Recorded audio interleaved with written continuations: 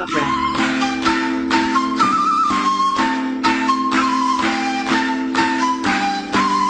Haleli nafshi et Adonai Elohai gadalta מאוד. Haleli nafshi et Adonai Elohai gadalta מאוד.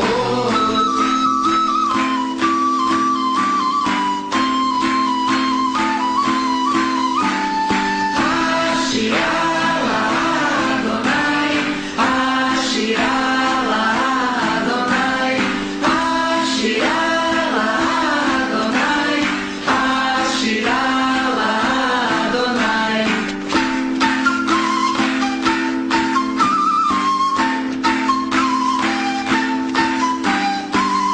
הללי נפשי את אדוני אלוהי גדלת מאוד. הללי נפשי את אדוני אלוהי גדלת מאוד.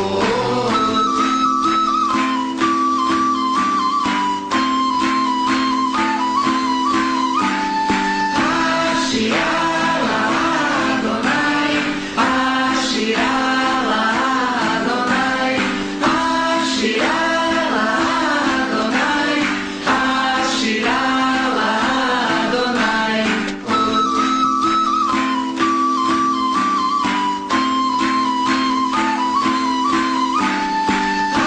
השירה לאדוני, השירה לאדוני, השירה לאדוני, השירה לאדוני.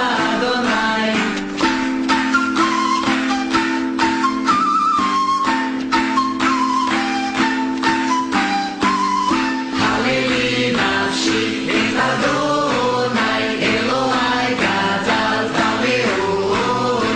הללי נפשי את אדוני אלוהי גדלת מאוד.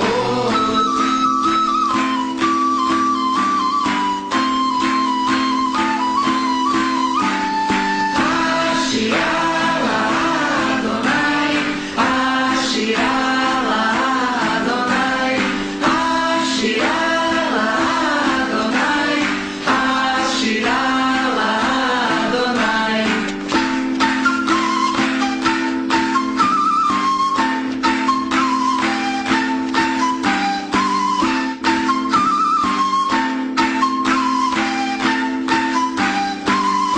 הללי נפשי את אדוני אלוהי גדלת מאוד. הללי נפשי את אדוני אלוהי גדלת מאוד.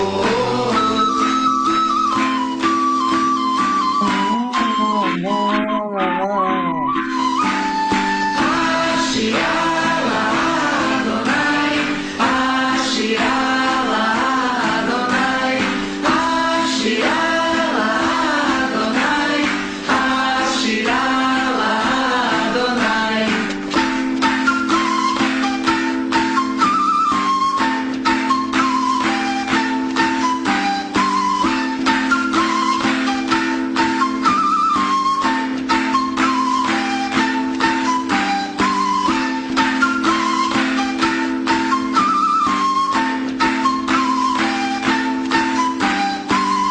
הללי נפשי את אדוני אלוהי גדלת מאוד.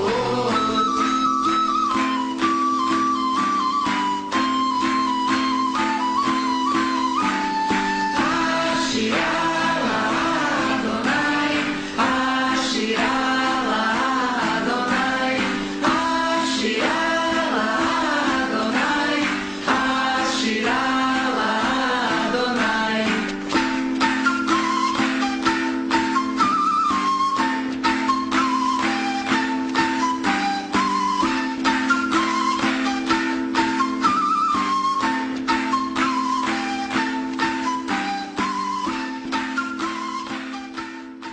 Ah, si j'avais pas la crise de goutte, j'irais danser avec eux. Moi aussi, d'ailleurs, j'aimais bien danser. Merci Ruth. Merci. Ça fait du C'est bien. joyeux. C'est joyeux. Oui. Amen, amen. Amen, amen. Deuxième chant, Ruth. Shalom, Eric. Bien chant.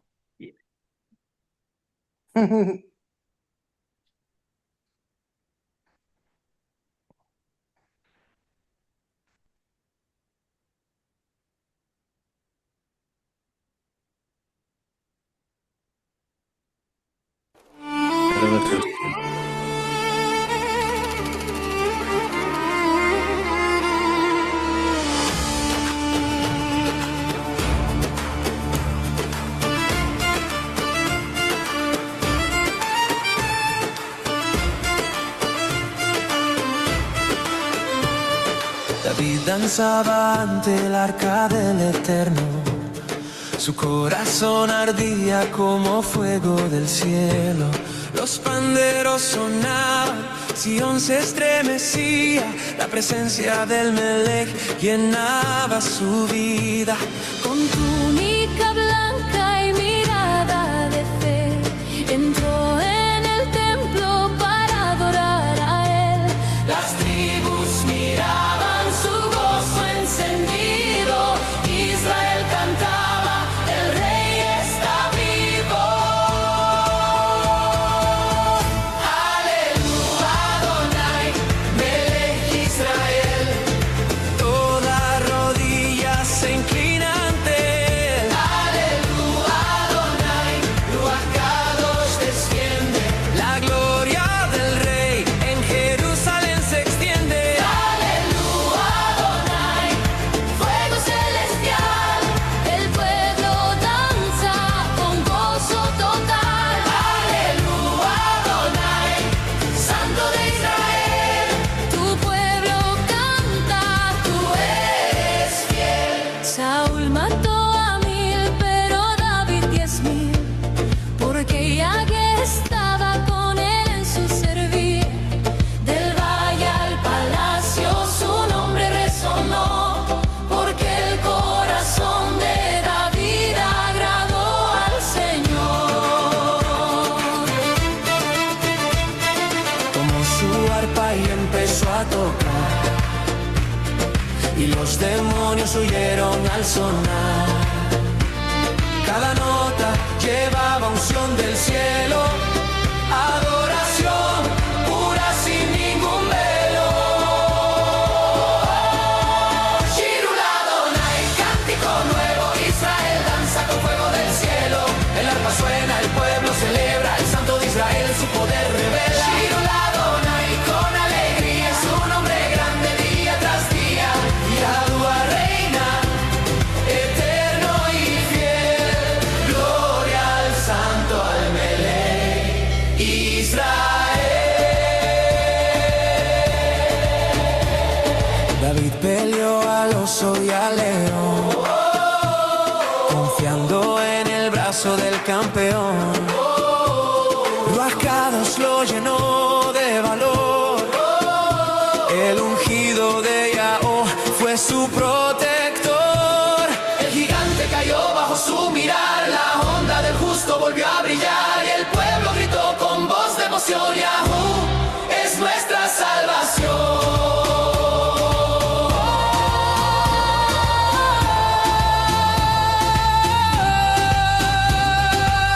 Cuando el arca subía a Jerusalén, David saltaba como un niño también.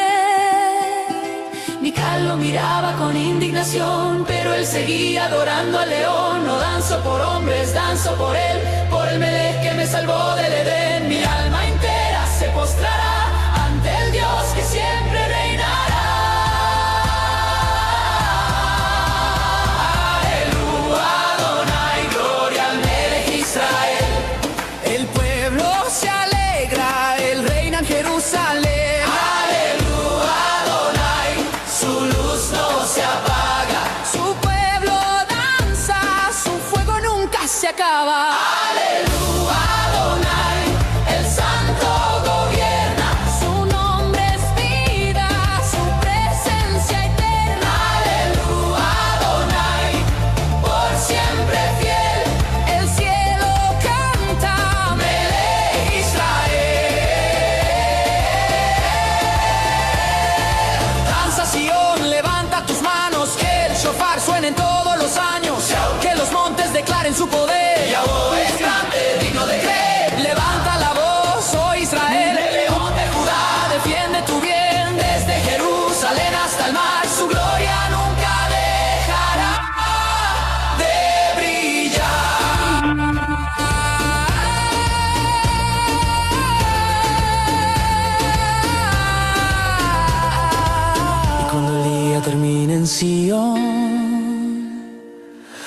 aún será la misma canción. Los hijos de Israel cantarán. Adonai reinará. Adonai reinará. Y con cada paso, con cada tambor, sube la alabanza al Dios de amor. El pueblo se une en un solo clamor. Belej Israel, tú eres Señor.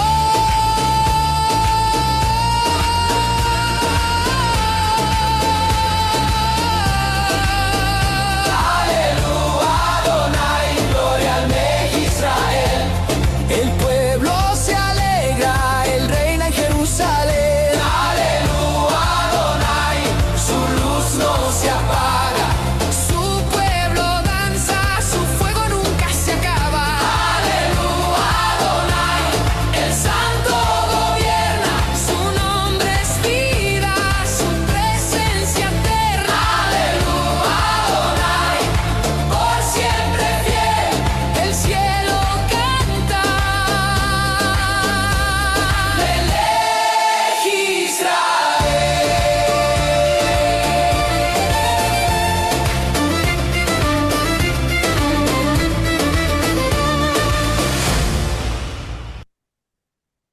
Waouh! Le roi danse. Amen. Bien rythmé. Shalom Eric. Salut à tous. Tu vas bien, mon frère? Ça peut aller. On essaie de faire aller, hein. Oui, ça va aller. Ça va aller. On est avec toi. Ça va aller. On essaye de s'en sortir. Voilà. Amen. Voilà. Ce n'est que pour mieux apprécier la suite. Voilà. Alléluia. Voilà. Amen. Dans l'au-delà, je pense que là, on pourra apprécier davantage.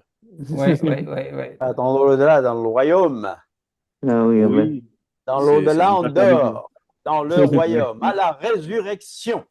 Amen. C'est ce que je voulais Amen, dire. en fait. amen, amen. Alléluia. Amen, amen. Alléluia. On continue donc avec Ruth et la louange. Oui, je continue. Amen.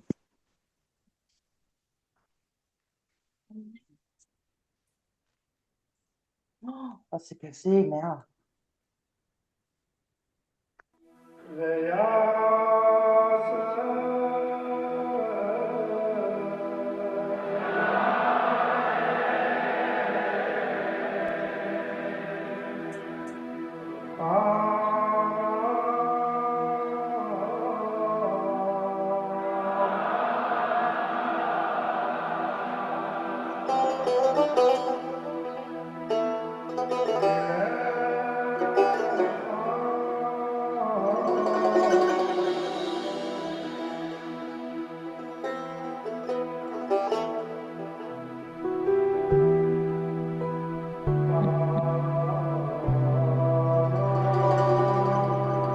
תן בי את שוכחך, תן בי את כוח דברך, מלא אותי, מלא אותי.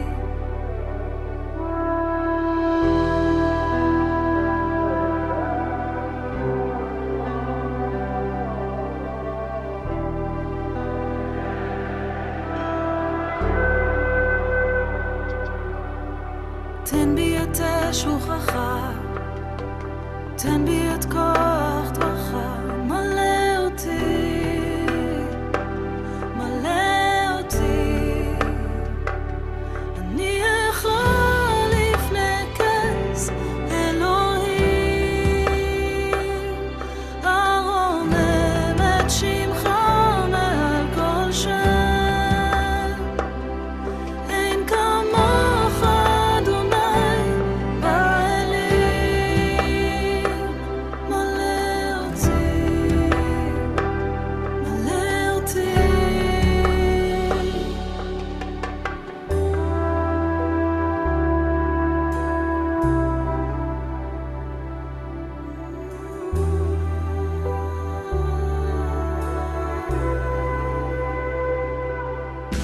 שים בי את כל אהבתך, שים בי את חום רפואתך, מלא אותי,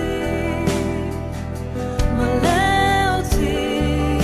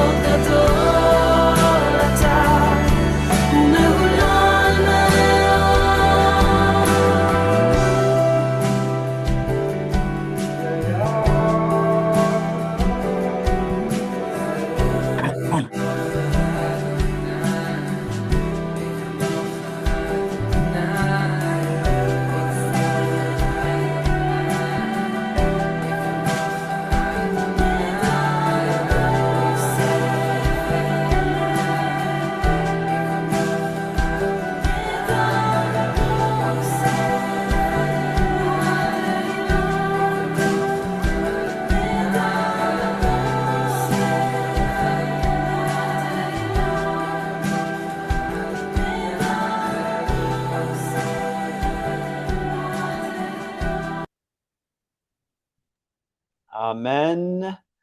Nous allons prier pour l'enseignement, le partage de ce Amen. soir. La Je vais demander à protection, Eric. Oui, la protection de la Keïla.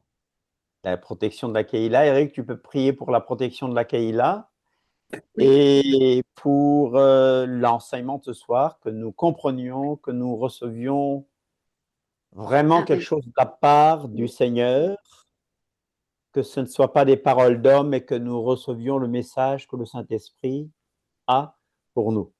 Amen. Amen. Oui, Père éternel, nous te remercions de notre présence ensemble ce soir encore. Nous te remercions, Seigneur, que tu nous protèges, que tu nous préserves. Nous savons que tu es autour de nous, Seigneur, et que tes anges campent autour de chacun d'entre nous, Alléluia. Seigneur. Nous savons, Seigneur, aussi que tu nous donneras de comprendre selon toi et non selon nous ou selon quiconque autre.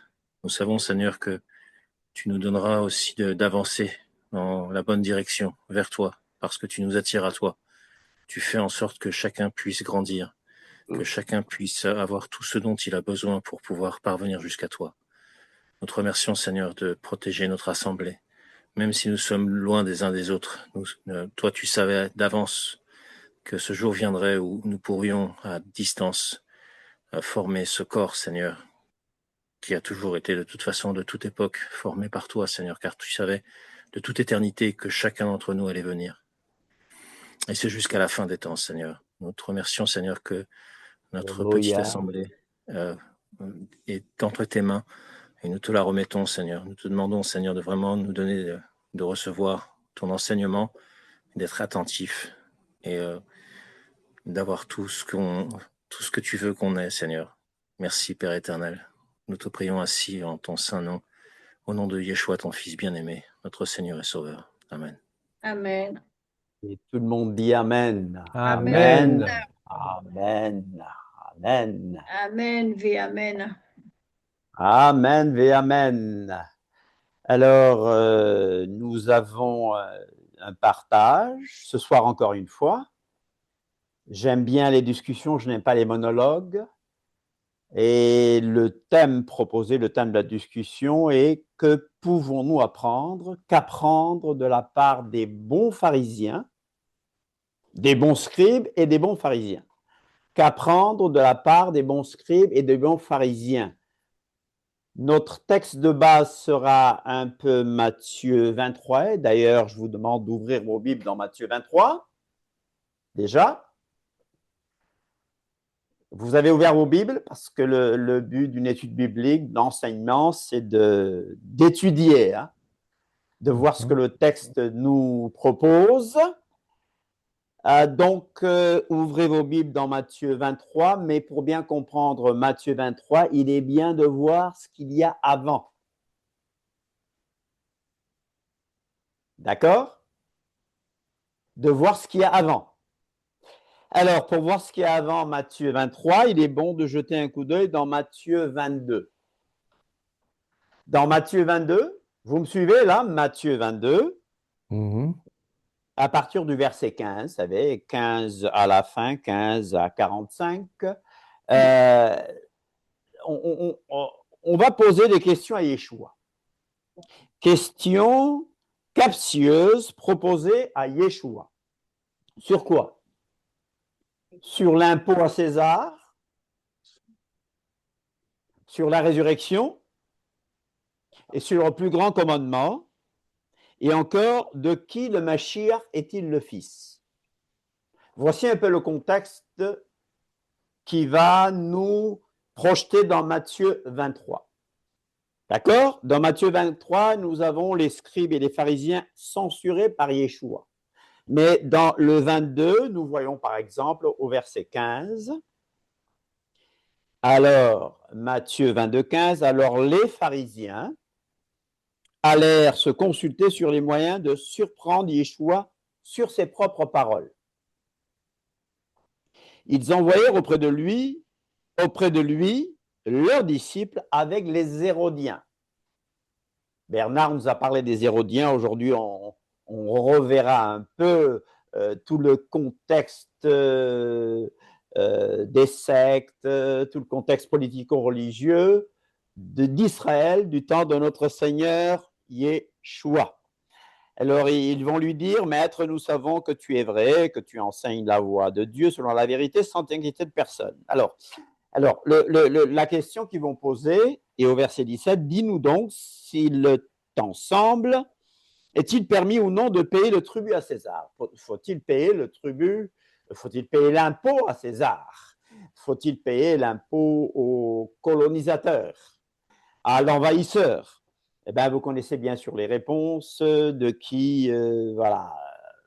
Donc, rendez à Dieu ce qui est à Dieu et à César ce qui est à César. Au verset 23, vous voyez ceci. Au verset 23 de Matthieu 22, je suis dans Matthieu 22, ce même jour, les Sadducéens, une autre secte politico-religieuse, le même jour, les Sadducéens qui disent qu'il n'y a point de résurrection, vinrent auprès de Yeshua et lui firent cette question, Maître, etc. Un homme avait une femme, la femme est morte, etc., etc., etc.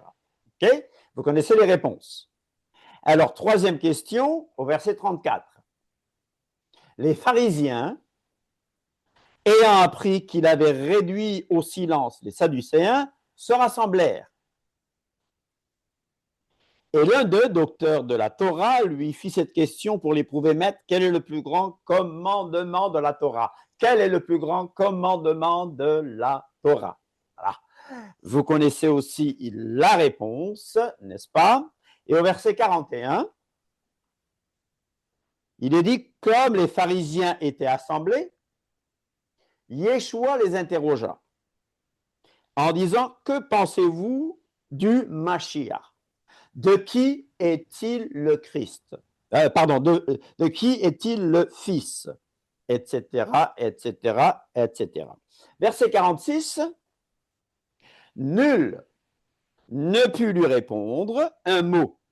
Et depuis ce jour, personne n'osa lui proposer des questions. Ce genre de questions, en tout cas. Des questions captieuses. C'est quoi des questions captieuses? C'est des questions qui, sous couvert de vérité, c'est des questions en fait qui sont faites pour tromper, pour tendre un piège. Ce ne sont pas des questions honnêtes. Alors, voici le contexte que nous avons dans Matthieu 23. Alors, Matthieu 23, je rappelle que les scribes et les pharisiens sont censurés par Yeshua. On va lire les premiers versets ici, les 3 premiers versets. Alors, Yeshua, parlant à la foule, vous voyez, après cette série de questions, Yeshua parlant à la foule et à ses disciples dit, les scribes et les pharisiens sont assis dans la chair de Moïse. Faites donc et observez tout ce qu'ils vous disent, mais n'agissez pas selon leurs œuvres, car ils disent et ne font pas. Ils disent et ne font pas. Je reviens donc à notre sujet d'aujourd'hui. Quelqu'un peut-il me rappeler le sujet d'aujourd'hui? D'apprendre des pharisiens, des bons pharisiens, des scribes, etc. Voilà. Alors, ça fait presque un an que nous avons commencé cette formation à une plus grande échelle. Alors, j'aimerais qu'on se pose des questions, que chacun se dise, mais qu'est-ce que j'ai appris? Qu'on s'évalue soi-même et qu'on se dise, Seigneur, finalement, cette formation me sert à quoi? J'espère qu'elle t'est utile et que tu t'en sers bien. Parce que le but d'une formation, d'abord, le but du commandement, c'est l'amour. Ne soyons pas des auditeurs oublieux, parce que on ne doit pas se borner à écouter la parole de Dieu, mais nous devons la mettre en pratique. Alors, qu'est-ce que nous faisons? Qu'est-ce que nous allons faire aujourd'hui? Il est bon, pendant quelques secondes, de réfléchir sur ce que les scribes et les pharisiens peuvent nous apprendre, n'est-ce pas? Qu'est-ce qu'on peut apprendre d'eux? Mais en même temps, on dit que la connaissance enfle. Mais est-ce que ce que j'ai appris, je suis en train de le mettre en pratique. J'aimerais qu'on réfléchisse pendant quelques secondes pour dire, est-ce que je mets ces choses en pratique? Et il est bon, je vous conseille de repartir voir les sites, le YouTube, avec les anciens enseignements et tout, pour pouvoir bien comprendre. Il y a beaucoup de questions qu'on nous pose alors qu'on les a déjà faites. C'est bon de revoir, de réviser, etc., etc. Alors, ce soir, après vous avoir demandé d'évaluer, de faire une auto-évaluation, est-ce que ce genre d'enseignement nous sert? Alors, on se pose la question encore, qu'apprendre des bons scribes et des bons pharisiens? D'accord? Est-ce que tout le monde est là? J'aimerais vous demander de vous manifester. Amen. Oui, on est bien là. Manifestez-vous. Amen. Est-ce que tout le monde est là? Amen. Merci. Amen, amen. C'est Amen. encourageant. Amen. Donc, qu'est-ce qu'on va apprendre finalement? Qu'est-ce qu'on peut apprendre des scribes et des pharisiens? Parce que nous, on n'a entendu que des mauvaises choses sur les scribes et les pharisiens. Et si vous êtes comme moi, ici, nous avons tous été traités de pharisiens. Oui. Parce que nous parlons de la Torah. N'est-ce pas? Nous aimons la Torah, personne n'a échappé. Et vous m'avez dit, bienvenue au club, n'est-ce pas? On nous a tous traités de scribes et de pharisiens. Mais sincèrement, pour moi, Bernard, qu'on me traite de pharisien, c'est un honneur. Ben oui, oui, On me flatte. c'est vrai. On c'est me vrai. flatte. Pourquoi? On nous traite de scribes et de pharisiens ou de judaïsants sans savoir ce que ça veut dire. La chose, c'est qu'ils ne savent pas qu'il y a de bons pharisiens dans la Bible. Et il y a de bons scribes. Et si nous avons accès à la parole de Dieu, c'est parce que Dieu a utilisé ces deux groupes-là aussi. Amen. Alléluia. Amen. Judaïsants, vous judaïsez parce que vous êtes sous la loi. Donc, vous n'êtes pas sous la grâce. Chers amis, je repousse mes amis à se poser des questions. C'est quoi judaïser? C'est pas parce que nous parlons de la Torah que nous ne sommes pas sous la grâce. Nous l'avons bien dit. Je le répète. Je sais que je me répète. Nous ne sommes pas sauvés par une liste de règles. Nous ne sommes pas sauvés par les œuvres de la loi. Nous sommes sauvés par la foi en Yeshua. Mashiach. Amen. Amen. Alléluia, amen. Alléluia. Amen, amen. Je reviens à l'étude de ce soir. Qu'apprendre des bons scribes et des bons pharisiens. Bon, allez. On l'a lu tout à l'heure. Oui. Yeshua, parlant à la foule et à ses disciples, dit, les scribes et les pharisiens, vous savez, ils parlent à la foule. Faites attention à ces mots-là. Parlant à la foule. Il dit, les scribes et les pharisiens sont assis dans la chair de Moïse. Ils les légitimisent donc. Faites donc et observez tout ce qu'ils vous disent. Mais n'agissez pas selon leurs œuvres, car ils disent et ne font pas. Ils disent et ne font pas. Voici le problème. Amen. Dans Matthieu 23, 1 à 3, on va faire un peu de grec, parce que le texte, nous l'avons reçu en grec.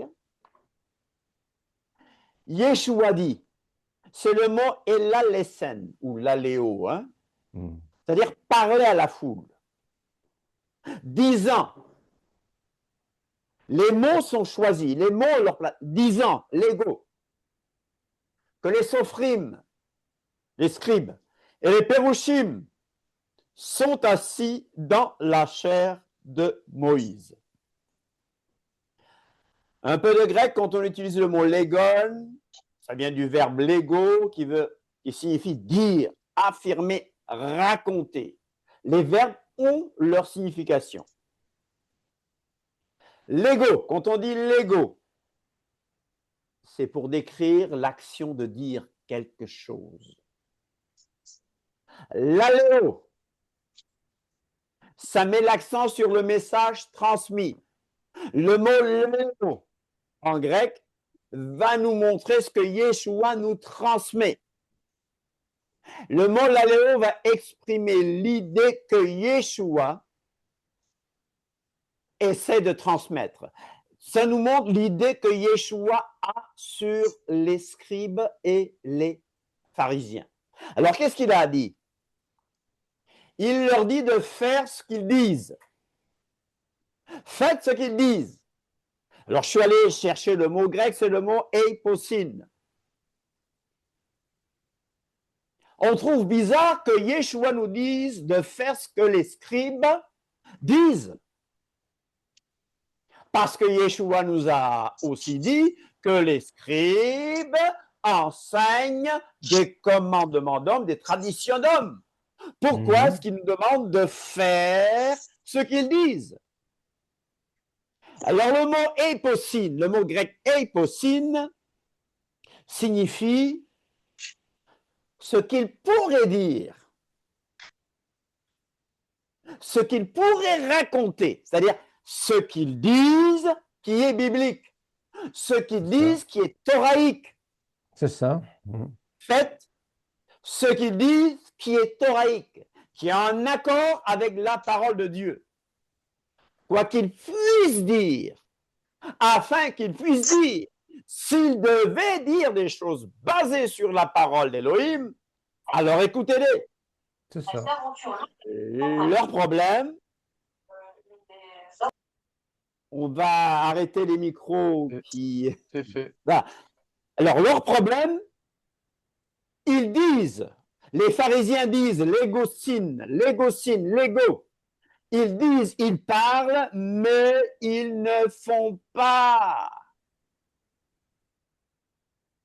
Les mots dans la Bible n'ont pas toujours le même sens, surtout quand c'est traduit.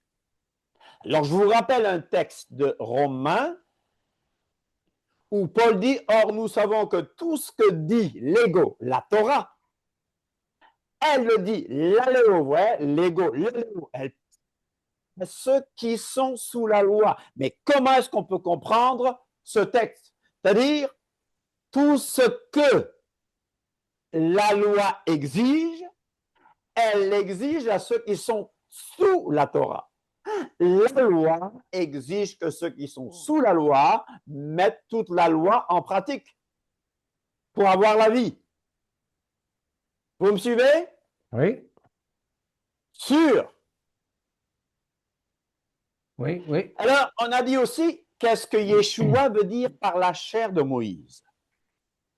Il nous dit que les pharisiens enseignent des commandements d'hommes, mais il parle de la chair de Moïse. Souvenez-vous qu'il y avait une chair dans les synagogues qui montrait un peu leur autorité. Alors, nous parlons des scribes et des pharisiens. On a déjà vu ces notes, mais je fais une petite révision. Scribes et pharisiens, c'est deux groupes bien distincts, mais finalement, ils vont se regrouper. Que tout le monde dise, les scribes et les pharisiens se regroupent. Et les scribes vont devenir un sous-ensemble, je ne fais pas de maths, un sous-ensemble des pharisiens. Parisien.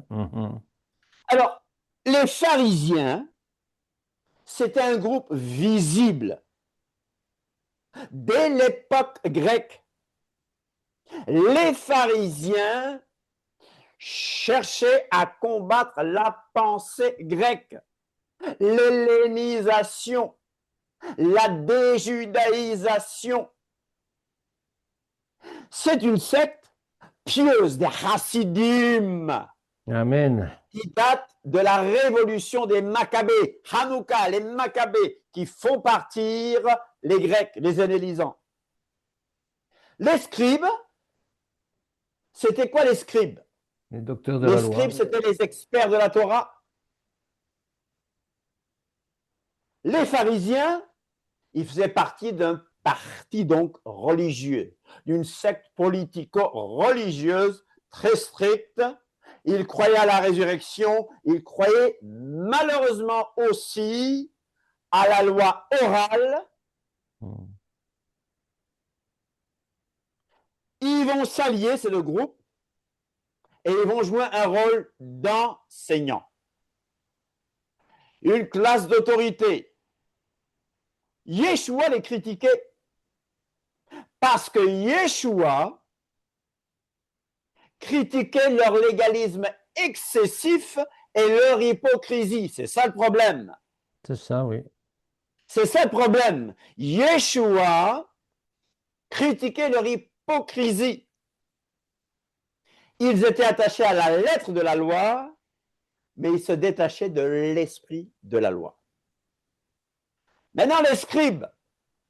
Remerciez Dieu pour les scribes. Les scribes, des spécialistes, des gens qui copiaient les Écritures. Si nous avons ça aujourd'hui, c'est qu'il y a eu des scribes qu'Akadosh Baruch Hu a utilisés. Les scribes, c'était des étudiants. Alors je dis, imitons les bons pharisiens, imitons les bons scribes. Regardez, étudiants de la Torah, étudiants de la Bible. Ils avaient pour rôle d'interpréter et ils étaient des gardiens de la loi. Wow. Alors, nous avons parlé de différentes sectes du temps de Yeshua. J'utilise le mot secte pas comme dans le sens d'aujourd'hui, n'est-ce pas? Aujourd'hui, quand on parle d'une secte, en anglais, il y a le mot cult, un culte, mais de manière négative.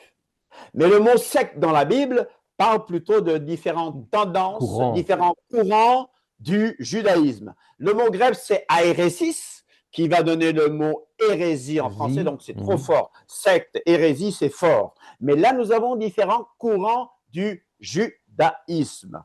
Et en tant que Nazaréens, nous sommes un courant du judaïsme.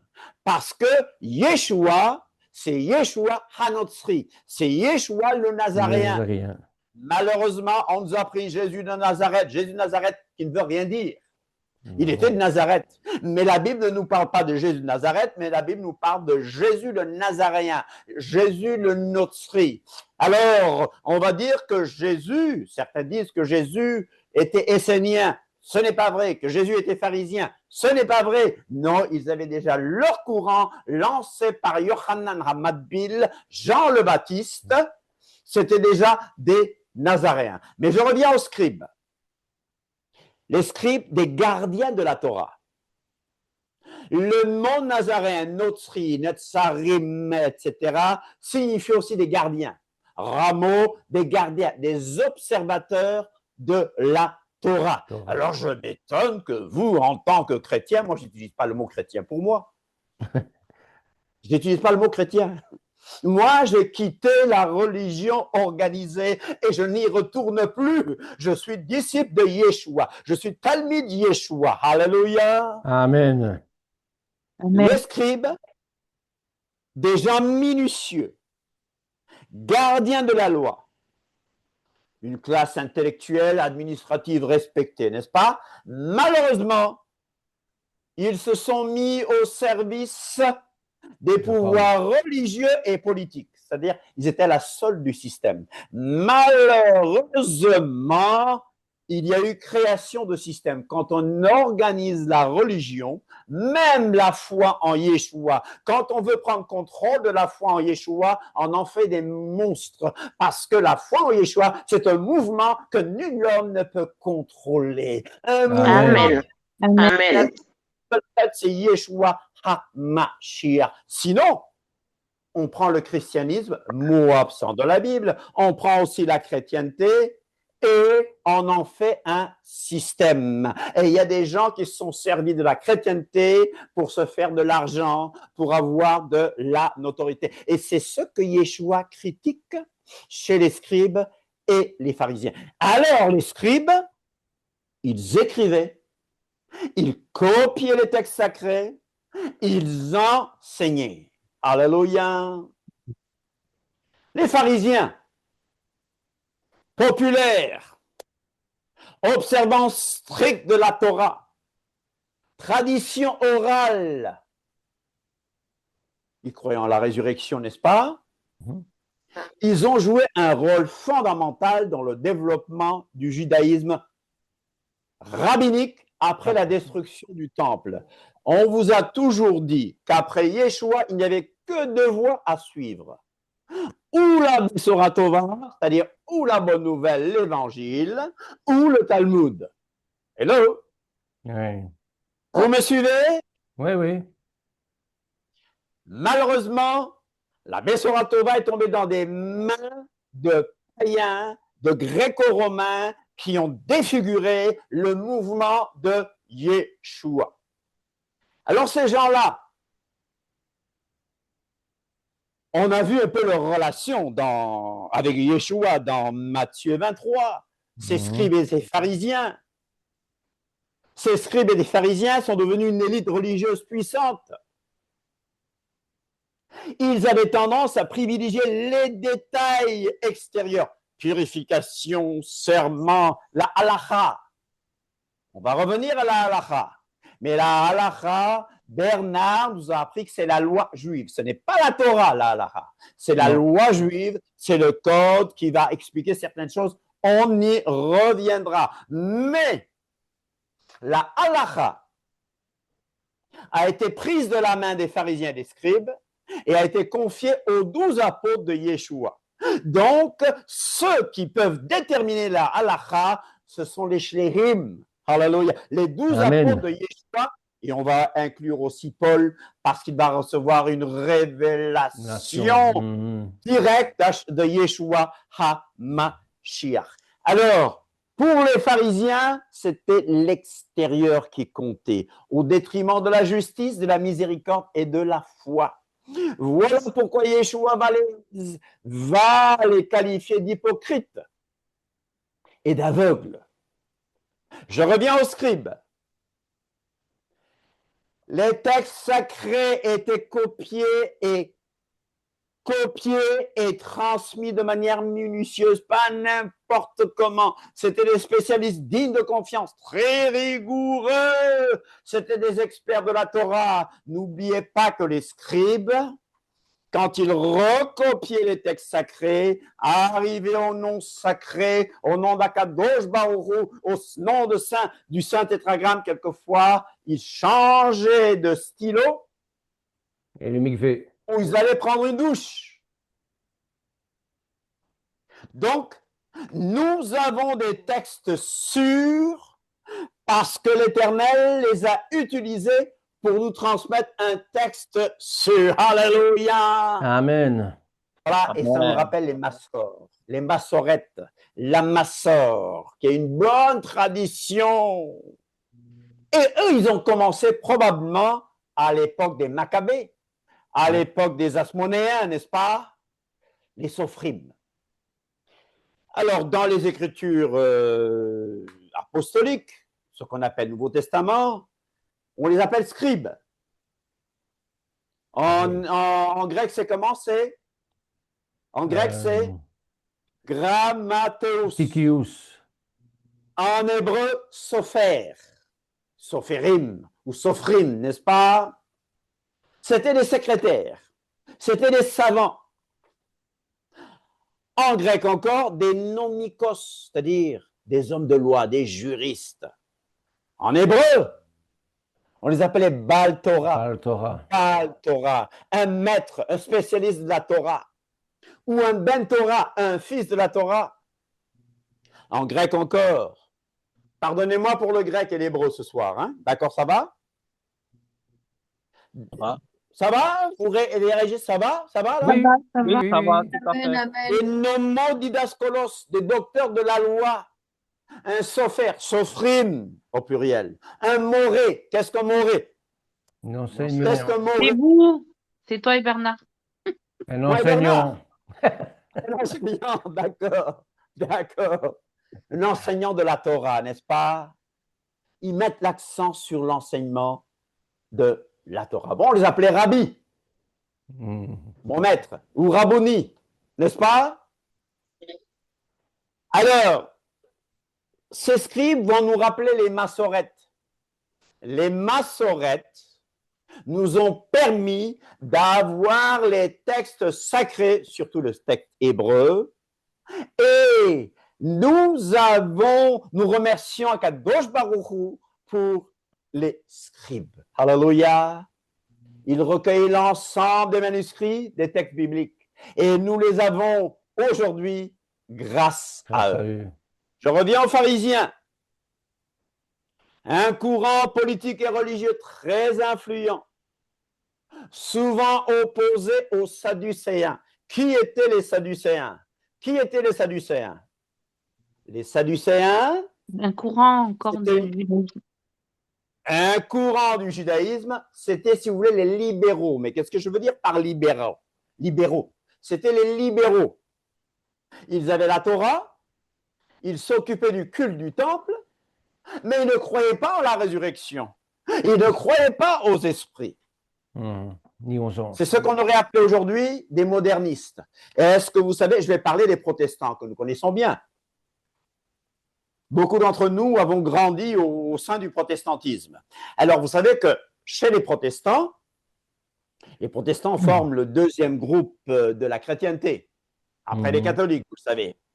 Il y en a des millions, peut-être 900 millions dans le monde, mais parmi les protestants, 900 millions à 1 milliard. Parmi les protestants, 20%, 20 à 30% des protestants ne sont pas évangéliques. C'est-à-dire que ces protestants-là sont des protestants libéraux ou modernistes ou historico-critiques. C'est des protestants, ils prennent la Bible, ils disent que la Bible a des erreurs, ils disent que tel n'est pas vrai, ils remettent en question les miracles de Yeshua. Il y a des pays protestants, comme les États-Unis, bien sûr, mais chez les protestants, aux États-Unis, il y a beaucoup d'évangéliques. Il y a des pays protestants en Europe, comme l'Allemagne, les pays de Scandinavie. Mais nous voyons que la Hollande, la plupart de ces gens sont des libéraux. Ils ne croient pas que la Bible est la parole inspirée de Dieu. Ils ne croient pas que Yeshua est le seul chemin qui mène au Père. Donc, nous avons cette tendance-là. C'est les libéraux, les modernistes ou historico-critiques. Moi, je les appelle des protestants apostats. Amen. Amen. Ce sont des protestants apostats. Voilà, parmi les protestants, il y a quand même le plus gros groupe, 70 à 80%, qui est le groupe des évangéliques. Et je vous dis qu'après l'Église primitive, les évangéliques ont été le mouvement religieux que Dieu a utilisé le plus. Hello? Amen. Vous allez me dire, avec ce que je vois maintenant, vous regardez des choses maintenant, vous regardez la pagaille qui existe dans ce milieu et vous dites, c'est pas possible. Si Dieu a utilisé les évangéliques ont porté l'évangile un peu partout, mais parmi les évangéliques, donc 70% à 80% des protestants, il y a des évangéliques qu'on appelle les évangéliques fondamentalistes. Mes parents, au Cap-Vert, fréquentaient une église fondamentaliste qui mettait l'accent sur l'évangélisation, qui était même séparatiste. Il y avait les Nazaréens à côté, qui mettaient l'accent sur la sainteté, etc., etc. Donc, des protestants fondamentalistes. Si tu n'es pas comme eux, ils ne se réunissent pas avec toi. C'est ça. Beaucoup d'évangéliques sont ce qu'on appelle des évangéliques conservateurs. Mais à la gauche des évangéliques, il y a ce qu'on appelle les évangéliques conciliés. Conciliés, pourquoi? Parce qu'ils font partie du mouvement œcuménique des églises. Qu'est-ce que le mouvement œcuménique des églises? Le mouvement œcuménique des églises est un mouvement qui est... Pardon? Ils se mélangent avec... ils sont tolérants avec toutes les autres religions. Ils sont tolérants avec... Ils veulent réunir tous les protestants. Les chrétiens. Ils veulent s'allier avec l'Église catholique. Ils font un mélange. Il y a du syncrétisme. Une fois au Kenya, j'étais au Kenya pour une conférence. Il y a un Angolais qui est venu vers moi qui a dit ils avaient justement, eux, une conférence du Conseil œcuménique des Églises. Ils m'ont dit, mais comment on n'arrive pas à avoir des gens du Cap-Vert? Je lui ai fait savoir que ça ne nous intéressait pas de nous mélanger parce qu'on ne mélange pas ce qui n'est pas mélangeable. Alors, vous savez ce qu'il m'a dit? De toute façon, vous, les Capverdiens, vous avez qu'une chose, c'est chanter, n'est-ce pas? D'accord. Laisse-moi jouer au coq, mais je ne veux pas faire de mélange. Alors, nous avons des gens comme ça au sein du protestantisme qui mélangent tout. Ils disent, nous ne sommes pas conservateurs. Une fois, c'était maintenant au Canada. Au Canada, on avait, avant, je voyageais beaucoup. Hein. Au Canada, on avait une réunion avec un groupe moitié évangélique, moitié libéral. Certains étaient conservateurs et tout. Alors, on était dans une salle après la réunion et la télé était allumée. Il a commencé à avoir de mauvaises choses à la télé. J'ai dit, bon, éteignez ça. Il y a un gars qui se lève. Nous ne sommes pas des conservateurs. Heureusement qu'il y a eu une femme qui faisait partie de l'organisation qui a dit, éteignez ça. Vous voyez, nous ne sommes pas des conservateurs. Alors, je vous raconte tout ça pour vous dire que nous avions ces choses-là au début du temps de Yeshua. Les Sadducéens, donc, ils étaient libéraux. Comment peut-on ouvrir la Bible et dire qu'il n'y a pas de résurrection? Comment peut-on ouvrir la Bible et dire qu'il n'y a pas d'ange? Hello! Pas la Bible. Hein. C'est pas la Bible. Eh bien, c'était ça, les Sadducéens. C'est quand même très fort. Hein. Oui, c'est très fort. Mais ça existe au sein du protestantisme. Oui. Les protestants libéraux peuvent faire des mariages contre nature. Ben oui. Parce que Dieu est amour. On l'a vu dernièrement. Avec... Dieu est dans tout. Il y a même des drag queens. Voilà, exactement. Alors, je reviens aux pharisiens, connus pour leur piété zélée, parfois formaliste. Trop. Ils sont à l'origine du rabbinisme moderne. Alors, ce mot, malheureusement, est devenu synonyme d'hypocrite, d'hypocrisie. Hypocrite ou un groupe ostentatoire. Les pharisiens, j'en ai parlé, ils mettent beaucoup l'accent sur la tradition, ils étaient aimés par le peuple, ils critiquaient ses disciples pour non-respect de certaines traditions. D'accord? Voilà pourquoi le mot pharisien est devenu péjoratif, mais j'aimerais aborder et parler de bons pharisiens. Pharisiens séparés, n'est-ce pas?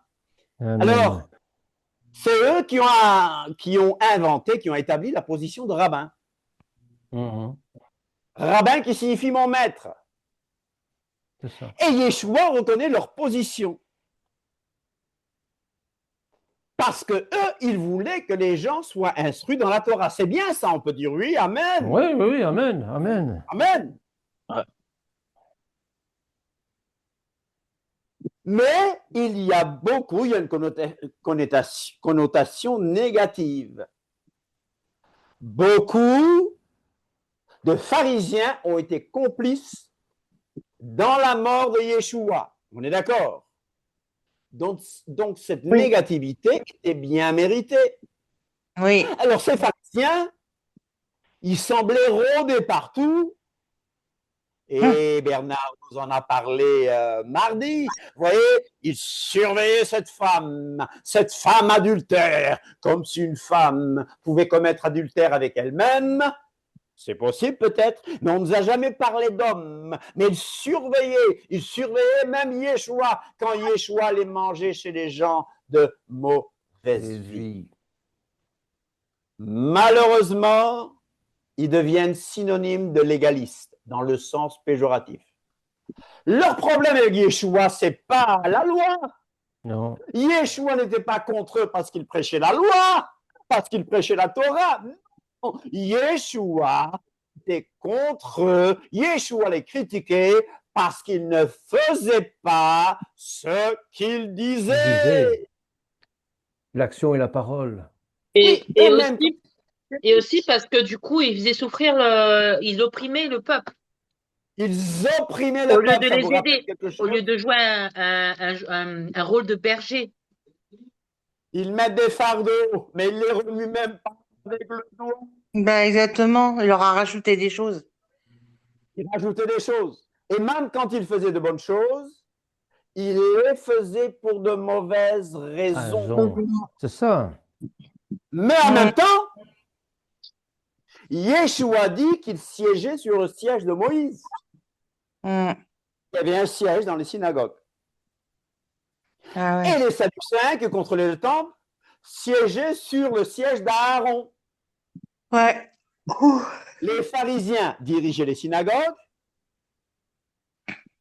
mais les prêtres qui contrôlaient le temple étaient souvent des Les Sadducéens. Sadoc. OK? Donc, il y a une chair symbolique qui montre qu'ils ont une autorité dans l'enseignement. Mais Yeshua nous dit, suivez leur instruction, c'est-à-dire la Torah. Suivez ce qu'il dit sur la Torah. Voilà pourquoi je vous ai fait du grec tout à l'heure. Peut-être que vous avez trouvé bizarre. Suivez leur instruction toraïque. Suivez leur instruction qui vient de la Torah. S'il y a quelques paroles toraïques, suivez. Mais eux, ils disent et ne font pas. Le problème, ce n'est pas la Torah. Ce n'est pas la rigueur morale. Yeshua les a condamnés, les a confrontés, pas parce qu'ils respectaient la Torah, mais au contraire parce qu'ils violaient la Torah. Alors, si les pasteurs d'aujourd'hui peuvent dire, regardez les pharisiens, regardez ces pharisiens judaïsants, ben je vous dis, Yeshua ne nous condamne pas parce que nous suivons la Torah. Alléluia. Il a condamné les scribes et les pharisiens pour leur Parce qu'il a suivi pas. Amen. L'eau. Malheur à vous, scribes et pharisiens hypocrites. Vous fermez aux hommes le royaume des cieux. Amen. Vous dévorez les maisons des veuves. Hello, il y a beaucoup de gens qui sont comme eux. Il y a beaucoup de gens qui sont comme eux. Il y a des gens qui dévorent les maisons des veuves. Aujourd'hui, qui exigent la dîme, qui exigent les offrandes aux veuves et les orphelins qui n'ont rien à payer. Et eux, ils ont des châteaux en Espagne, ils ont des cabanes au Canada, ils ont des mansions, de grandes maisons, des villas de luxe. Ils parlent en termes de millions, chers amis. Oui, c'est exactement pareil. Ah, j'ai entendu un groupe qui parlait de... Oui, j'ai voulu leur donner 200 000, mais ils exigeaient 800 000 euros. J'ai dit, quoi? Sur le dos des fidèles? Je ne donne pas de nom, chers amis, mais vous dévorez les maisons des veuves. Amen. Vous faites pour l'apparence de longues prières. Moi, j'ai grandi dans un pays musulman. Ils servent leur ventre. Ils servent par Dieu, ils servent leur ventre. Oui, ils ont pour Dieu le ventre. Alors, j'ai grandi dans un pays musulman, je vous dis, je connais ces gens qui font des prières pour la... Je connais ces gens qui se mettent dans les coins des rues pour qu'on les voit. Amen. Vous faites pour l'apparence de longues prières. Tellement comme ça. Il y en a beaucoup. Vous faites des prosélytes. Vous faites des prosélytes. Vous allez partout. Vous évangélisez. Vous convertissez des gens et vous en faites des démons 2 fois plus que vous. Hello! Il y a des gens que j'ai emmenés au Seigneur et qui ont osé me dire hey, tu es dans l'Ancien Testament, tu es né hier et tu veux me dire que je suis dans des passages obscurs de l'Ancien Testament. Il y a des nouveaux convertis qui veulent nous donner des ordres, des néophytes. C'est triste, repentance, repentance. Repentance. Gardez-vous du levain des pharisiens. Exactement. Conducteurs aveugles, insensés et aveugles. Vous payez la dîme. Il y a beaucoup de gens qui ont dit que je suis contre la dîme. Je ne suis pas contre la dîme. Je suis pour la dîme dans son contexte parce que la dîme n'a pas disparu. Non. Mais si tu exiges la dîme, si tu l'exiges et en même temps tu me dis que la Torah est abolie, Ça n'a pas de sens. Hello, Exactement. on y reviendra la semaine prochaine ou dans 2 semaines. Vous payez la dîme de la menthe. Les pharisiens, c'est ça 1, 2, 3, 4, 5, 6, 7, 8, 9, 10 pour l'Éternel. Cumin, 1, 2, 3, 4, 5, 6, 7, 10 pour moi, 9 pour moi et 10 pour l'Éternel, n'est-ce pas? Vous laissez ce qui est plus important dans la Torah, la justice, la miséricorde et la fidélité. C'est là ce qu'il fallait pratiquer sans négliger les autres choses. Amen. Conducteur aveugle qui coulait le moucheron, qui avalait le chameau. Vous nettoyez le dehors de la coupe et du plat, et au-dedans, ils sont pleins de rapines et d'intempérance. Vous ressemblez à des sépulcres blanchis, des tombeaux blanchis qui paraissent beaux au dehors et qui au-dedans sont pleins d'ossements, de mort et de toute espèce d'impureté. Amen. Scribes et pharisiens hypocrites, vous ressemblez à des sépulcres blanchis, tombeaux blanchis, tombeaux blanchis. C'est beau à l'extérieur, à l'intérieur, vous savez ce qu'il y a? Tu Des poussières, squelettes. tu retourneras à la poussière. Il ne reste plus rien, des ossements qui peuvent s'effriter, n'est-ce pas? Et de la saleté, des cafards et tout, chers amis. Malheur à vous, scribes et pharisiens hypocrites. Vous de même au dehors, vous paraissez juste aux hommes, mais au-dedans, vous êtes plein d'hypocrisie et d'iniquité. Vous bâtissez les tombeaux des prophètes et ornez les sépulcres des justes, et vous dites, si nous avions vécu du temps de nos pères, nous ne serions pas joints à eux pour répandre le sang des prophètes. Vous témoignez ainsi contre vous-même que vous êtes les fils de ceux qui ont tué les prophètes. Serpent, race de vipères. Serpent, race de vipères. Dans ma langue, Katia, tu comprends, dans ma langue, on dit race de vipères, race de vipères, race de vipères. La chair de Moïse, cathédra. Ah, vous voyez ces bishops qui ont leur cathédra, leur siège épiscopal pour être vus les hommes. Je vous dis, arrêtez de suivre ce genre de gens, n'est-ce pas? Oui, Yeshua reconnaît leur symbole d'autorité. Ils représentaient une continuité. Ils ont fait de bonnes choses.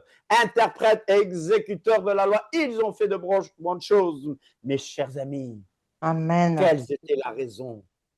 Quelle était leur motivation? Position d'autorité. Faites ce qu'ils disent, pas ce qu'ils font. Oui, je peux vous dire, concentrez-vous sur la Torah, pas sur les légalistes. Concentrez-vous sur la Torah, pas sur les légalistes. Et cela, ils se plaignaient que les disciples de Yeshua ne respectaient pas leurs règles. Ces gens-là ne se concentraient pas sur ce qui était essentiel, mais sur ce qui était à l'extérieur. Ils n'étaient pas à la hauteur de leur poste. Apparence. Ils nourrissaient leur orgueil. Ils ne cherchaient pas vraiment à plaire à l'Éternel, mais c'était l'orgueil. Ils inventaient des règles. Remarquez aussi, je le dis bien comme je l'ai dit tout à l'heure, que les pharisiens et les enseignants affirment que leur problème vient du fait que les disciples ne suivent pas la tradition des anciens. Ce qui n'est pas la loi. Ça vous rappelle rien? Merci. La loi, on nous accuse de suivre la loi. Nous ne sommes pas sous la loi. Mais en même temps, vous êtes des rebelles. Vous avez fait ceci, vous avez fait cela. Ne quittez pas votre assemblée. Le problème, c'est des traditions créées par les hommes. Oh, tu as une belle façon de mettre de côté les commandements de Dieu afin d'observer tes propres traditions. Amen. Le règle. Vous délaissez le commandement de Dieu au profit des traditions des hommes. Yeshua, on s'est étonné qu'il connaissait les Écritures, lui qui n'avait pas étudié. Je vous rappelle que Yeshua n'était pas pharisien, Yeshua n'était pas essénien. Yeshua est venu du ciel. Si tu veux le mettre dans un mouvement, c'est dans le nazaréisme. Hello! Alors, il y avait différentes sectes de son temps qui étaient une expression, une réaction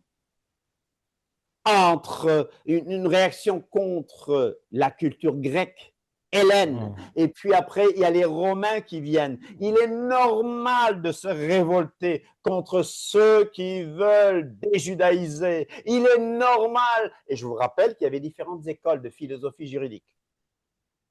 Bernard nous a parlé de l'école d'Hillel. Tout le monde dit Hillel. Hillel est modéré. Il y avait l'école de Shammai qui avait une interprétation beaucoup plus stricte de la Torah. Shammai était opposé à Rome d'une manière farouche. Oui.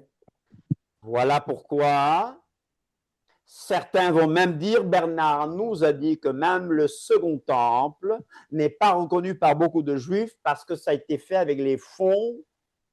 Romain. Bernard, rappelle-nous les fonds d'où? Romain. Romain? Les fonds. Les fonds romains. Alors, Shammai va pousser la création d'une secte qu'on appelle les Zélotes. Bah! Résistance aux Romains. Et ça va entraîner la destruction du temple. Je reviens. Mais il y avait de bons pharisiens. Dis à quelqu'un, en finissant, on va prendre encore 15 minutes, on va parler de bons samaritains. Il y a de bons samaritains, il y a de bons pharisiens. Bon pharisien, oui. Vous les connaissez? Citez-moi de bons pharisiens. Bah, Citez-moi quelques bons pharisiens. Nicodème. Qui encore? Ben, Joseph d'Arimathée avec le tombeau de Yeshua. Joseph d'Arimathée. Joseph d'Arimathée. Joseph d'Arimathée est le patron des fossoyeurs. Hello? Pour les cathos. Oui. Gamaliel. Oui. Et Shaul lui-même. Qui a fait sortir les disciples du Sanhédrin. Oui, oui. Ah oui, oui, oui, absolument. Il y avait de bons pharisiens. Paul lui-même nous dit qu'il a grandi, qu'il a été éduqué dans la secte la plus stricte de notre religion. Je vous dis, les Sadducéens, c'était les libéraux. Ce qui les intéressait, c'était l'argent, le contrôle du temple. Ils ne croyaient pas en la parole de Dieu. On a parlé des Esséniens. Groupe extrême, séparatiste, purification. Ils vont aller à Qumran. D'ailleurs, les écritures hébraïques apostoliques n'en parlent même pas parce qu'eux, ils ont quitté carrément le peuple. Mais les pharisiens restaient avec le peuple. Hello, strict, mais restaient avec le peuple. Alors, ces Esséniens protestaient contre la corruption, contre la saleté. Ils se considéraient comme la seule véritable et pure nation d'Israël. Hello. Ils vivaient dans des communautés austères entre Kirbet Qumran, vous connaissez les documents de la mer, les manuscrits de la mer Morte, et les Hérodiens. Bernard nous en a parlé. Les Hérodiens, c'est les courtisans d'Hérode, des gens importants, favorables au gouvernement d'Hérode. Et Bernard nous a appris qu'Hérode n'était pas juif, mais qu'Hérode était, Bernard, rappelle-nous, Hérode était quoi? Édomite. Édomite, iduméen, n'est-ce pas? Donc eux, ils étaient favorables au gouvernement d'Hérode, aux Romains qui soutenaient Hérode, les Zélotes, des grands patriotes, nous avons tout ça. Les scribes, on a parlé de leur œuvre, on a montré comment ils ont sauvé, ils ont préservé les Écritures. Le pharisien qui prie, Seigneur, merci que moi, je ne pêche pas, je ne suis pas comme ce publicain. Mais je reviens, ces pharisiens qui imposaient qu'on respecte, que les Juifs respectent 600 et plus commandements, 613 commandements. Alors on nous dit, comment peut-on respecter 613 commandements? C'est ce que beaucoup de gens dans les églises, comment peut-on observer 613 commandements? Mes chers amis, ne savez-vous pas que dans ce que vous appelez Nouveau Testament, il y a 1000 commandements? Mhm. Bon, s'ils se répètent, on va dire 800 commandements. Donc, chers amis, ce n'est pas une question de liste. Le nombre. Mhm. Pharisiens minoritaires, mais beaucoup de pouvoir. Les bons samaritains et les bons pharisiens, et ceux qui avaient l'esprit ouvert, ceux qui respectaient Yeshua, et les pharisiens, beaucoup de pharisiens, ont parfois été les premiers nazaréens. Vous en avez parlé comme Nicodème, comme Joseph d'Arimathée. Et nous avons parlé de Gamaliel. Voilà donc, nous avons parlé des pharisiens, des scribes, hypocrites, etc. Mais voilà des gens qui ont cru, qui ont respecté Yeshua. Certains pharisiens ont même protégé Yeshua et ses premiers talmidim. Hello! Il était une fois Nicodème. Vous connaissez Nicodème? Oui. Nicodème, Nicodème, Nicodème, tu dois naître de nouveau. Nouveau. Et La il naissance, lui la un nouvelle homme naissance. d'entre les pharisiens, nommé Nicodème, un chef des Juifs. Il vint de nuit auprès de Yeshua. À cause des Juifs, il faisait partie du Sanhédrin. Le Sanhédrin, c'est le conseil suprême juridico-législatif juif, politico-religieux législatif, c'est le grand conseil des Juifs. Et cet homme-là faisait partie de ce conseil. Il vint auprès de Yeshua de nuit et lui dit, Rabbi, nous savons que tu es un... Il commence à flatter Yeshua un peu, n'est-ce pas? Nous savons que tu es un docteur venu d'Élohim, car personne ne peut faire ces miracles que tu fais si Élohim n'est pas avec lui. Yeshua va directement au cœur. En vérité, je te le dis, si un homme ne naît de nouveau, il ne peut entrer dans le royaume des cieux. À Sukkot, il y avait déjà un projet d'arrestation de Yeshua. Les scribes et les pharisiens méchants ont envoyé des huissiers se séduire de Yeshua, mais ils n'ont pas pu.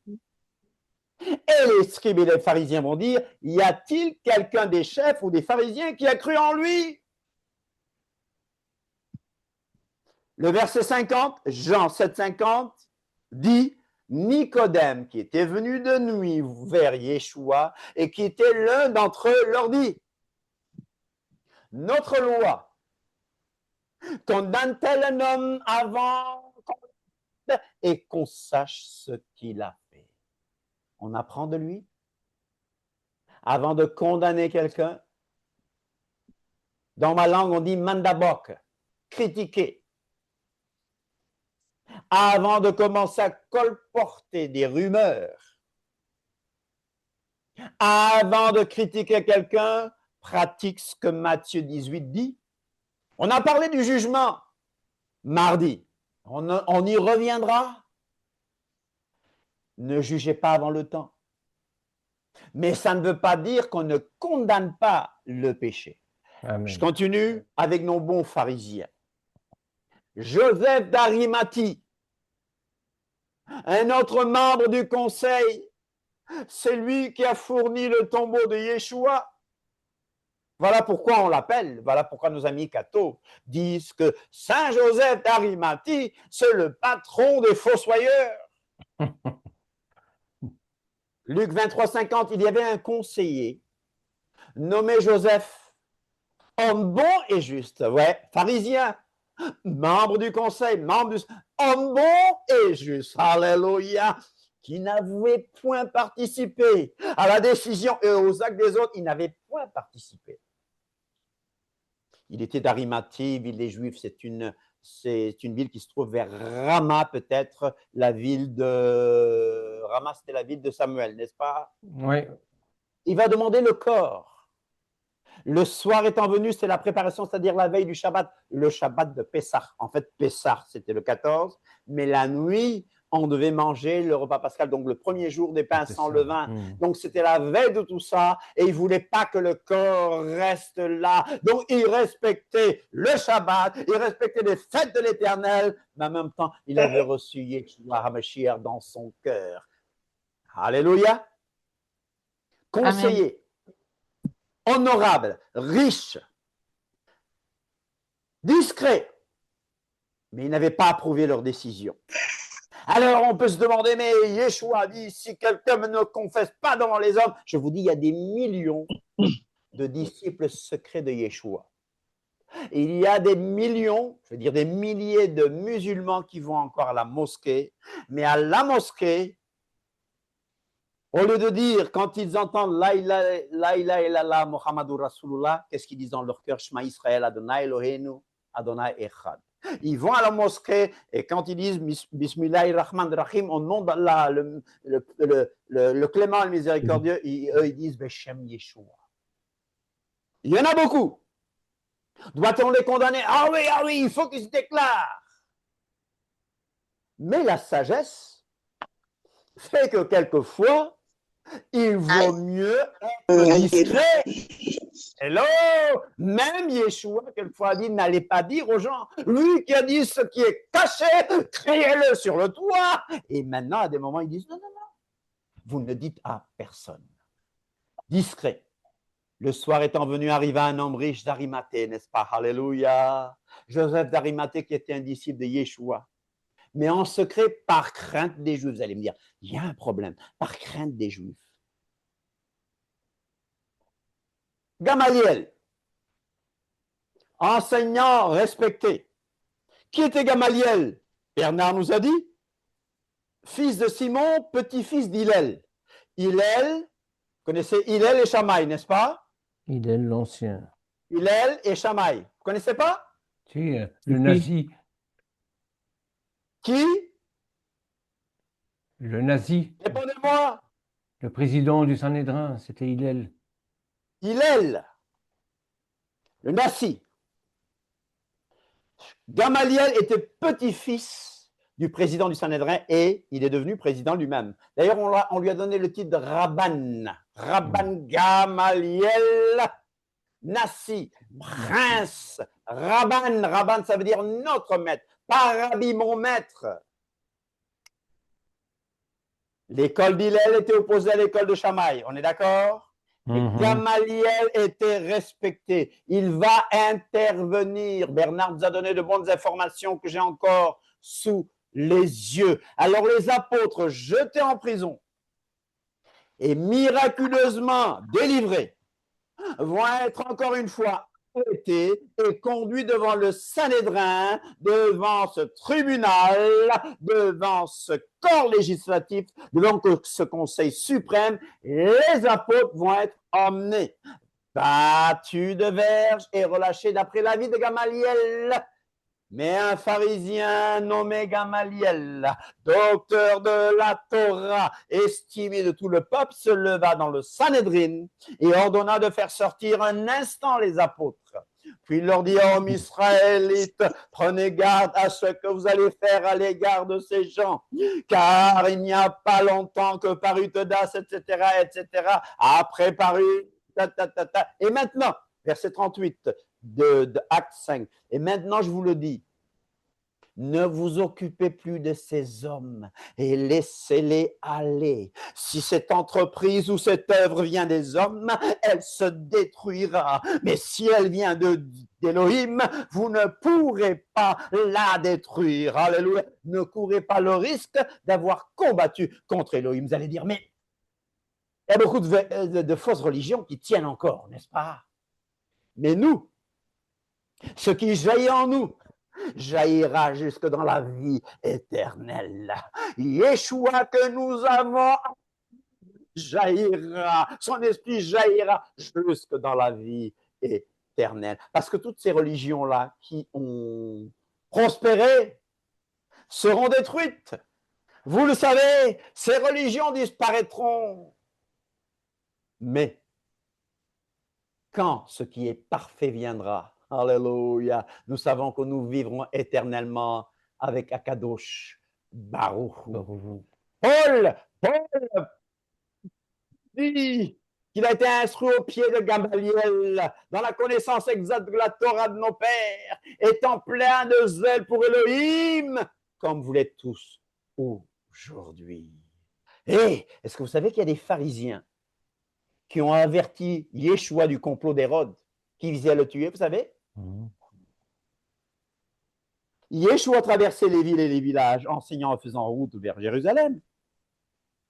Et il y avait hostilité d'Hérode, crime et châtiment de Jérusalem. Ce même jour, Évangile de Luc, chapitre 13, verset 31, ce même jour, quelques pharisiens vinrent lui dire, « Va-t'en, pars d'ici car Hérode veut te tuer. » Dis à quelqu'un, des pharisiens ont dit à Yeshua, pars parce qu'Hérode veut te tuer.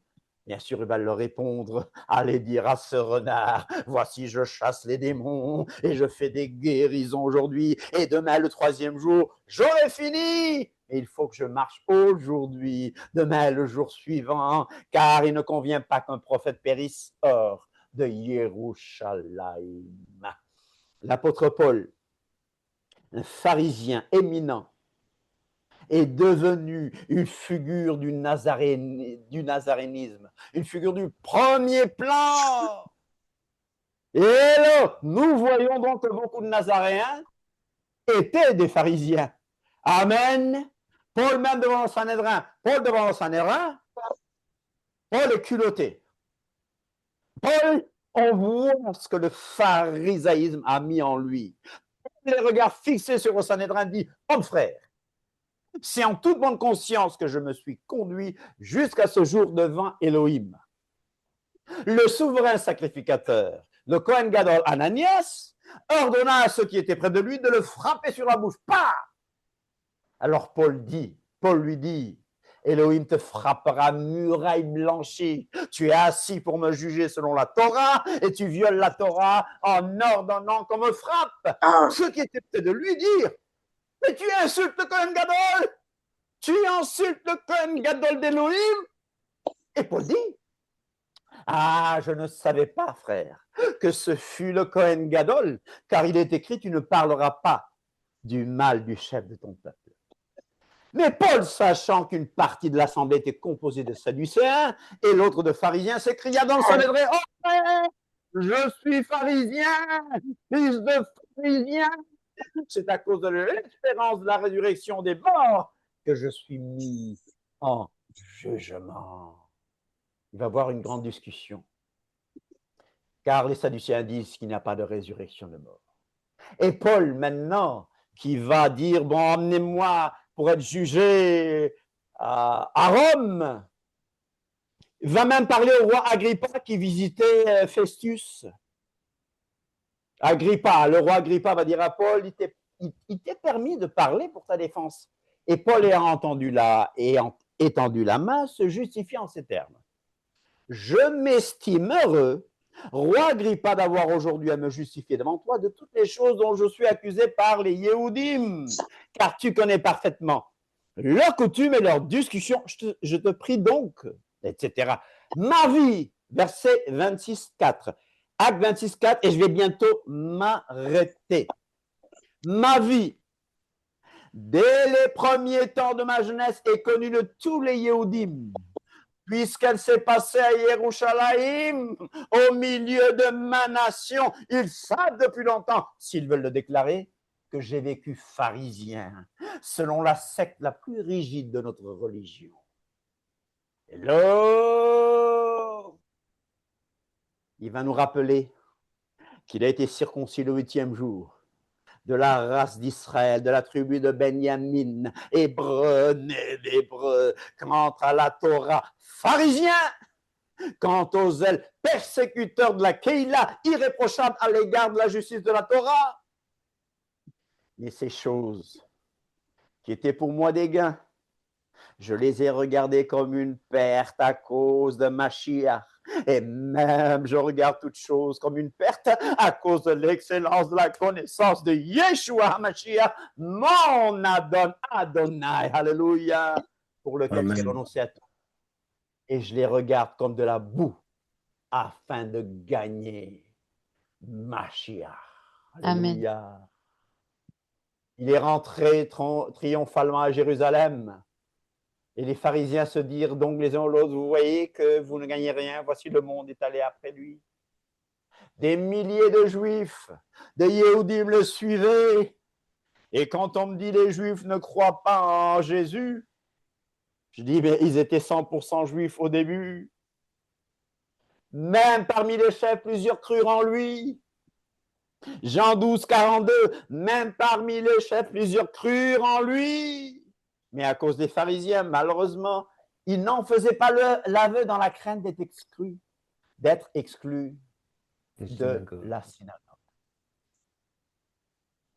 Je répète, beaucoup des premiers Nazaréens étaient des pharisiens. Dans Acte 15, vous avez vu que quelques hommes venus de Judée enseignaient les frères en disant, si vous n'êtes pas circoncis selon le rite de Moïse, vous ne pouvez être sauvés. Au verset 5 du chapitre 15, alors quelques-uns du parti des pharisiens qui avaient cru, se levèrent en disant qu'il fallait circoncire les païens, les goïms, et exiger l'observation de la Torah de Moshe. Alors, on va expliquer comment on entre dans le royaume et de ne pas créer des choses pesantes, de ne pas leur imposer des choses, mais qu'au départ, ils s'abstiennent de sang, des animaux étouffés. C'est comme si on rappelait les 7 lois de Moïse, mais que de toute façon, que la Torah était prêchée dans les synagogues. Alors, chers amis, ce que je veux dire, si nous n'avons rien compris, ce que j'ai cherché à dire, qu'est-ce qu'on apprend de ces gens? La rigueur, le sérieux, mais ce n'est pas l'extérieur qui prime sur l'intérieur. C'est là-dedans que ça se passe. La Torah dans votre cœur. Oh, la loi elle est dans mon cœur maintenant, mais tu viens de me dire que la loi était clouée à la croix. N'importe quoi, chers amis. La loi n'a jamais été clouée à la croix. Tu nous as donné un verset la dernière fois qui nous a dit que c'est ce document qui nous condamnait qui a été cloué sur le bois. La Torah, elle est bonne. Elle est spirituelle. Donc, mon frère, ma sœur, si on te traite de pharisien, d'accord. On te traite de pharisien, d'accord. OK? Je ne sais pas pourquoi j'ai levé la main. Peut-être que j'ai une question. J'ai levé la main, je ne sais pas pourquoi. Expliquez-moi pourquoi j'ai levé la main. Par accident? J'ai appuyé sur le mauvais bouton. Ouais. Alors, que l'Éternel vous bénisse. Amen. Que l'Éternel nous aide à imiter les bons pharisiens. Que l'Éternel nous aide à tenir ferme dans les critiques. Que l'Éternel nous aide à rester ferme. Nous Amen. ne sommes pas des légalistes dans le sens que nous cherchons une justification par une liste de règles. Nous ne sommes pas des légalistes dans le sens que c'est par notre propre justice. Non, c'est la justice de Mashiach que nous prêchons. Donc, si tu dis que je suis sous la loi, je ne suis pas sous la grâce, tu mens. Ah oui. Tu mens. Et tu es pire que les pharisiens hypocrites. Parce qu'eux, ils étaient bien formés. Et toi, tu es mal formé. Toi, tu ne connais pas les Écritures et tu me juges. Tu me condamnes parce que je fais les fêtes de l'Éternel. Et je ne fais pas les fêtes de l'Éternel pour être sauvé. Je m'excuse, mais je suis obligé de rappeler tout ça plusieurs fois. Que l'Éternel vous bénisse. Amen. J'ai pris 15 minutes de plus. Je prendrai 1 ou 2 questions avant les annonces. 1 ou 2 questions qui ont un rapport avec le texte d'aujourd'hui, avec la leçon d'aujourd'hui.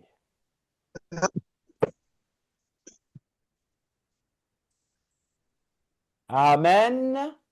Il n'y a pas de questions? Bonne question alors. Voilà. Alors, samedi, nous serons là. La paracha, c'est Vaera, Vaera, qui signifie qui signifie je me suis montré. je Donc, me ça suis parle montré. principalement de la délivrance d'Israël par rapport à l'Égypte. Voilà. Et par la suite, ça parlera également de Yeshua qui nous délivre du péché et pas seulement de l'Égypte et de l'esclavage de l'Égypte, mais de l'esclavage du péché. Hmm. Donc, il y a un Nous parallèle nous entre les deux. Ouais. Nous nous connectons en fin de Shabbat vers 15h45 heure de Paris et de Bruxelles pour être sûr d'être connecté, pour pouvoir prier ensemble et pour être prêt à écouter le résumé. Et je vous dis, David fait un travail extraordinaire. Amen. Soyez là pour l'écouter. Soyez là pour méditer. Amen. Amen. Amen. Ça, c'est Au revoir. samedi. Amen. Samedi, je parlerai de la douceur. Je parlerai de la douceur, Bezrat Hashem. La semaine prochaine, il y a d'autres programmes, bien sûr, mais le samedi suivant, le 24, nous serons à Tournai. Vous connaissez Tournai? Les 5 clochers. Tournai et les 5 clochers. Alors, nous allons faire la présentation dans 2 samedis. Nous ferons à 15h la présentation du petit-fils de Myriam.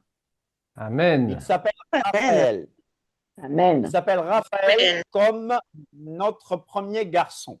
Il Amen. s'appelle Raphaël, à d'autres prénoms. Nous le présenterons. Et tout ce qui peut venir, moi j'emmène déjà des gens de Mons.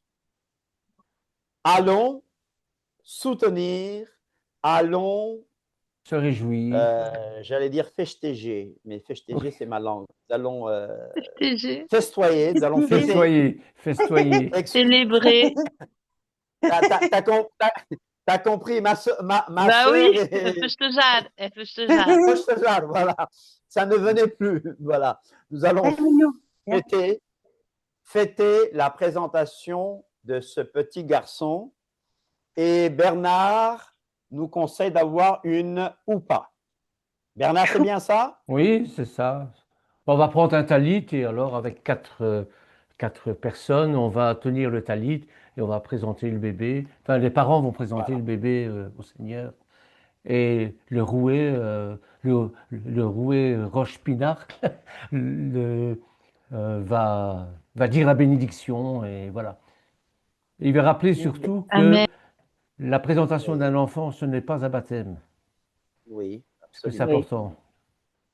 Et il y a une tradition en milieu islamique qui est de souffler la ilaha illallah Muhammadur Rasulullah dans À l'oreille. l'oreille. Moi, je vais souffler à cet enfant Shema Shema Israël, Israël, Adonai Adonai Elohim, Adonai Echad. Echad. Alléluia. Shema Israël, Adonai. Amen. La mamie, la grand-mère dit Amen. D'accord? Amen. Alors ça, ce sera à 15h et on fera le reste du programme. Donc, nous serons à Tournai. Bernard et moi, en tout cas. Bezrat Hashem, il y aura d'autres aussi. Nous serons à Tournai. Et nous nous connecterons de là-bas. David fera bien sûr le résumé de la paracha, etc., etc.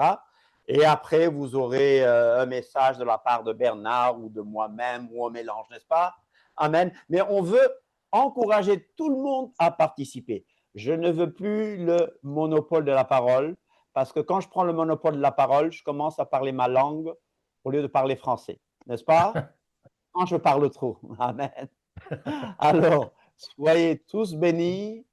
S'il n'y a plus rien à rajouter, on va se dire à samedi, Bezrat Hashem. Et À samedi. Merci. à samedi alors. Samedi. Merci, à samedi. Amen. Merci à tous. Amen. Bonne nuit à tous.